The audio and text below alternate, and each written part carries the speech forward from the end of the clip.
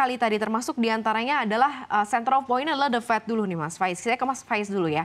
The Fed ditahan, akan seperti apa dampaknya? The Fed ditahan tapi ada side-nya bahwa hanya akan 1 kali saja menurunkan suku bunga, which is planningnya adalah sebenarnya 3 kali yang diharapkan oleh para pelaku pasar di emerging market. Seperti apa nih Mas Faiz? Iya, memang menarik ya. Sebenarnya ditahannya suku bunga acuan The Fed ini sudah diperkirakan oleh pasar di 5,25%, di 5,5% ini.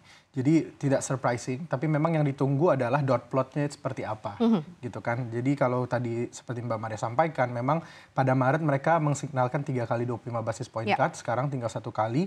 Namun sebenarnya ahead of Fed meeting tuh pasar sudah memprice in ini gitu. Jadi smaller cut di tahun ini itu sudah di price in, karena memang data-data terakhir inflasinya US itu menunjukkan bahwa inflasinya masih jauh dari targetnya The Fed. Nah, yang mungkin pasar sudah price in adalah sebenarnya 2 kali cut di tahun ini. Artinya dengan 1 kali cut sebenarnya ini tidak terlalu baik gitu ya untuk pergerakan nilai tukar emerging market. Namun dalam dot plotnya The Fed, mereka juga menyampaikan bahwa inflasi core PCE-nya itu diekspektasikan 2,8%. Jadi dengan asumsi 2,8% itu kan udah lebih tinggi dari Maret di 2,6%. Di mana data terakhirnya juga US core PCE itu di 2,8%.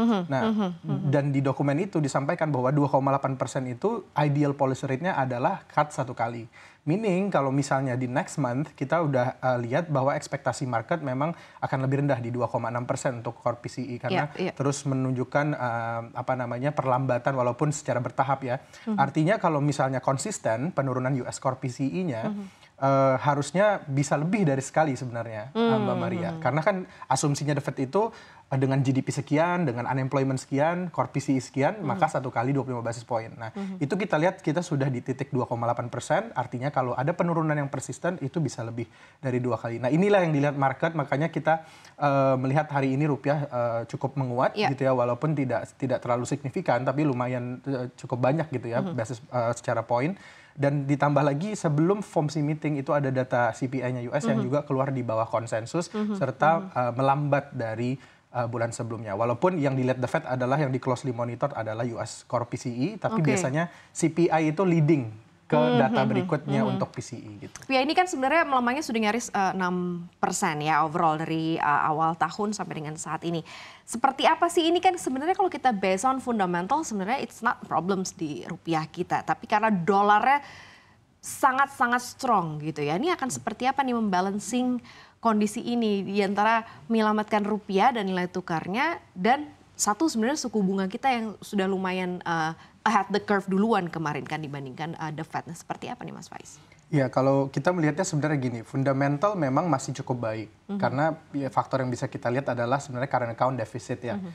Compare to pre-pandemi, kita punya current account deficit itu sangat mild sekarang, 0,6 dari GDP di kuartal 1 gitu. Tapi sebenarnya kalau kita lihat trennya memang melebar. Current account defisitnya. Artinya apa? Artinya supply dolar di domestik pun juga mulai kering karena ekspor kita menurun gitu kan. Nah, yang harus kita lakukan apa ya? Mau nggak mau kita punya 2 channel dalam menjaga stabilitas nilai tukar. Kalau trade channelnya yang direfleksikan oleh current account sudah mulai melebar nih defisitnya, itu kan dalam waktu singkat sulit untuk diatasi ya, karena sifatnya struktural.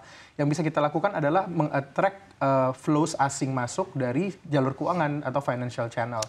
Nah, itulah yang sebenarnya dilakukan BI, makanya BI melakukan ahead of the curve, kenaikan suku bunga acuan di April dan sempat juga waktu itu di Oktober gitu kan. Nah, cuma memang seperti kata Mbak Maria tadi, memang faktor global itu sangat mendominasi. Nah, kita juga punya di dalam negeri sebenarnya inflasi manageable. Itu kan juga mandat Bank Indonesia. Dan sepertinya growth momentum dengan kondisi global yang slow down, harusnya juga kita jangan terlalu naikin bunga terlalu agresif karena takutnya mengganggu growth momentum, growth recovery momentumnya. Nah, artinya Bank Indonesia kita lihat di sini akan mulai menggunakan instrumen-instrumen yang lain untuk mendorong ini. Salah satu yang paling ampuh adalah SRBI sebenarnya. Karena kalau kita lihat di Mei, mungkin datanya ketika yield 12 bulan SRBI itu menyentuh angka 7,48, flows asing yang masuk itu doubled dari bulan sebelumnya dan membuat rupiah menguat di bawah 16.200 pada saat itu.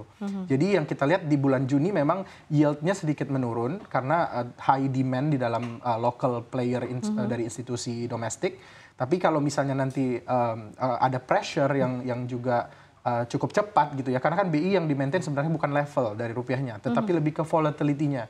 Makanya waktu April itu ada surprise high karena volatility-nya luar biasa pada saat long holiday selesai, tiba-tiba ada eskalasi konflik, betul. kemudian naiknya sangat Langsung cepat. jump up, yep. Nah, kalau volatility-nya itu bisa dijaga, sebenarnya BI nggak terlalu concern karena bisnis akan doing well dengan volatility yang kecil bisa mempredik nih cost mereka akan. Tapi kita nggak pernah nilai tukarnya setinggi seperti saat ini loh. Kayaknya ini termasuk dalam catatan yang lumayan tinggi. Saat pandemi kita sebenarnya lebih tinggi. 2020 Maret itu kita punya level yang lebih tinggi. Kalau kita ingat waktu pandemi kan kita nggak tahu ini barangnya apa nih virus ini gitu. Uncertainty sangat tinggi. Akhirnya asing pun risk off. Dia takut untuk masuk ke aset-aset negara berkembang. So kita sekarang jauh lebih baik dibandingkan pada saat pandemi lah. Nah itu juga mungkin BI jaga volatility-nya supaya juga kalau market kan volatility naiknya luar biasa, market jadi lebih panik gitu ya. Jadi mungkin naiknya akan lebih cepat. Itu yang perlu diredam oleh BI sekarang. Oke, kayaknya jittery-nya juga udah mulai kerasa di pasar modal ya Reza ya. Karena kalau dilihat juga dalam beberapa hari ini outflow atau keluarnya asing juga dari market, khususnya dari pasar modal kita besar. Ditambah lagi kemudian ada Morgan Stanley bikin ratings kita underweight gitu kan, dimana akhirnya asing pun jadi akhirnya berlomba-lomba untuk keluar dari market kita. Kalau kurang lebih dari awal tahun sudah 10 triliunan ya, dalam hariannya saja kemarin juga 1T keluar, hari ini 800 miliar lagi. Seperti apa nih Reza, jittery-nya sampai ke pasar modal, sampai dimana bahwa pasar modal kita akhirnya semacam akhirnya kurang nyaman gitu untuk investor.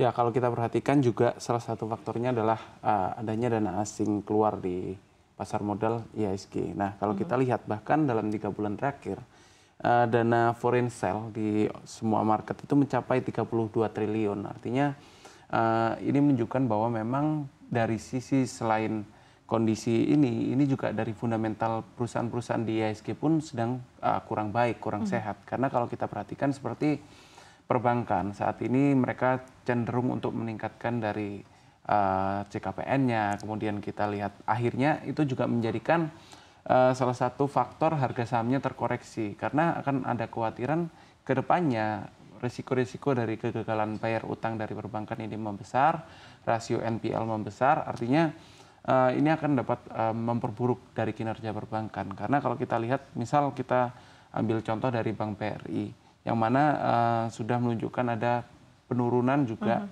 pada bulan April sebesar 30% secara mantuman. Artinya memang kondisi saat ini sebenarnya kita juga sudah di posisi di mana posisi di Bank BRI juga terkoreksi sekitar 30%-an. Artinya saat ini koreksi ini juga sudah cukup signifikan, artinya saat ini juga sudah terhitung di harga wajarnya untuk sektor IHSG saat ini.